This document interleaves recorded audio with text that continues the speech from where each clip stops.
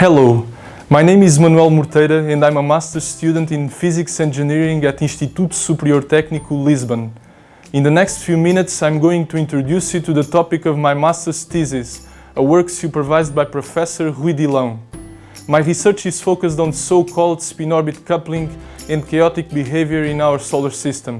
The history of astronomy is one of a growing awareness of our position or lack of it in the universe, and exploring and understanding our solar system is a key step in understanding the rest of the universe. Newton's formulation of the universal law of gravitation made sense of the orbits of planets, satellites, comets and asteroids, and allowed us to predict their future motion. However, the study of nonlinear dynamics has revealed that the structure of the solar system is much more intricate than Newton could have imagined, and in fact, even though it is deterministic, it is not necessarily predictable. Over the past few decades, we have been able to observe the effects at play in the solar system with greater and greater accuracy. In the summer of 2015, NASA's New Horizons spacecraft made a historic flyby through the Pluto-Charon system, and we got to see the first images of their 4 small moons, Styx, Nix, Kerberos and Hydra.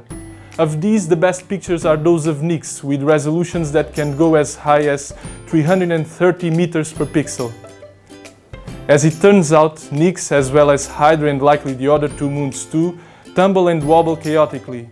So if you lived on Nix, for instance, you might have a hard time determining when or from which direction the sun will rise each day. It could actually be possible to spend a day on Nix in which the sun rises in the east and sets in the north. It is almost random looking in the way it rotates. This is due to the spin-orbit coupling.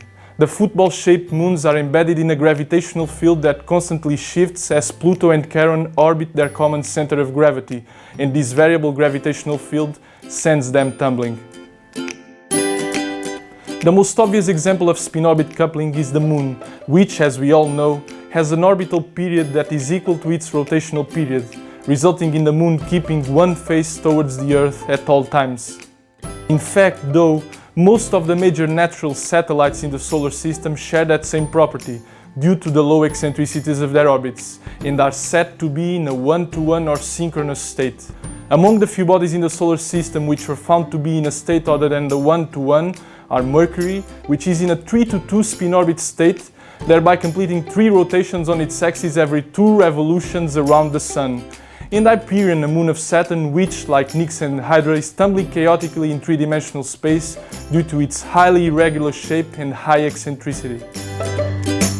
The goal of my master's thesis is to characterize the spin-orbit coupling mechanism of Nix in a restricted 3-body problem framework, that is, 3 mutually attracting masses where one of them is so small that it does not influence the motion of the other 2, and to describe the synchronization and the transition to chaos of Nix's rotation.